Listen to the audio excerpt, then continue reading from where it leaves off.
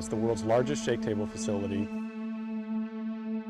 and it can hold buildings weighing up to 2.5 million pounds. The table moves in all 3 directions simultaneously. It's the first wood building of this size that's ever been tested.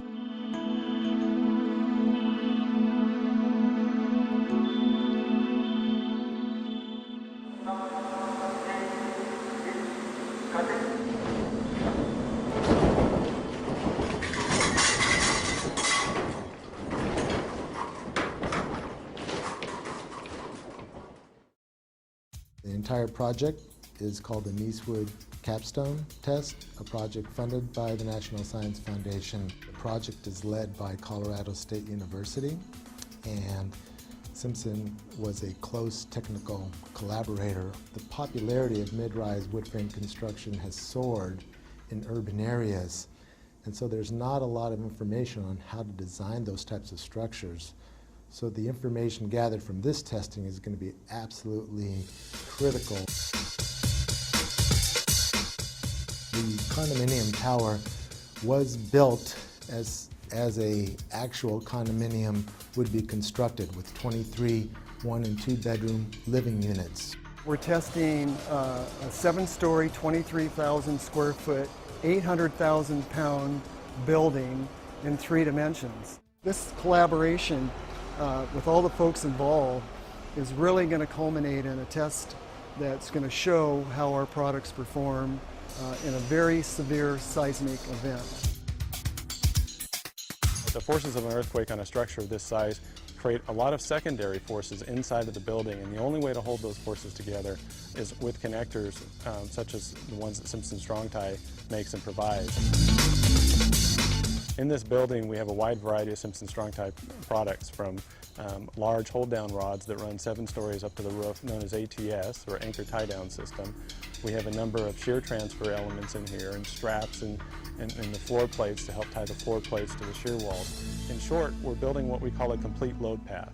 This building, the Niecewood Capstone building, is designed using a performance-based seismic design philosophy. It's a method to design specifically for, or explicitly maybe, for performance of the building. We don't just design a component or an assembly. We actually design it all together, and then we check it. And performance-based design allows us, if we know enough about how the building reacts, to actually select what level of damage we want to see in the building during an earthquake. We're doing a series of tests on this structure so that we can incrementally increase our knowledge as to how the building is responding at different levels of shaking. We're not only going back and forth, side to side, but we're going up and down as well. So we're getting all of the vertical accelerations and lateral accelerations exactly like that Northridge earthquake, but times 1.8. There's approximately 300 sensors in the building, measuring everything from movement to force to acceleration. Once that data and information is gathered, then it can be used to develop new design procedures and new construction methods. So we're able to take what the engineers have modeled, compare it to how the building actually performed, and that's going to give us a lot of great data for years and years to come. What we're really doing here is we're demonstrating that you can build a 6-story or even a 7-story possibly wood structure in a high seismic zone and have it perform how you want. It's safe, it's cost effective, and frankly they're very little damage. Really, for 5% or less in your construction material costs in the beginning of the building, you can not only save the occupants of the building, but you can also save the structure. This test will change the way light frame wood is designed over the next 10 years. We've invited several key engineers from across the country, building departments. There's folks from all over the world coming to see this. When you see an actual test, the impact that has on you is so significant that it really makes you think twice about what you put down on paper.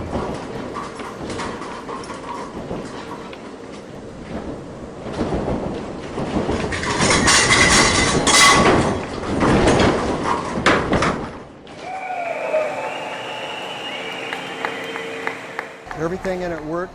There was minimal damage to the inside of the building, minimal damage to the outside of the building.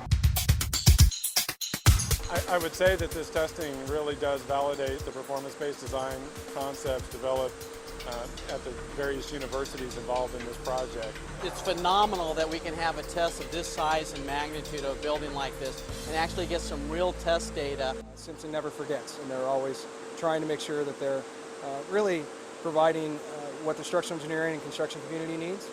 And I've always been impressed with taking that extra step to really know the science part of what we do. It's truly unprecedented what they've done today. I think this is really, it's truly about saving lives, and the information that's been generated as a result of this test is truly groundbreaking.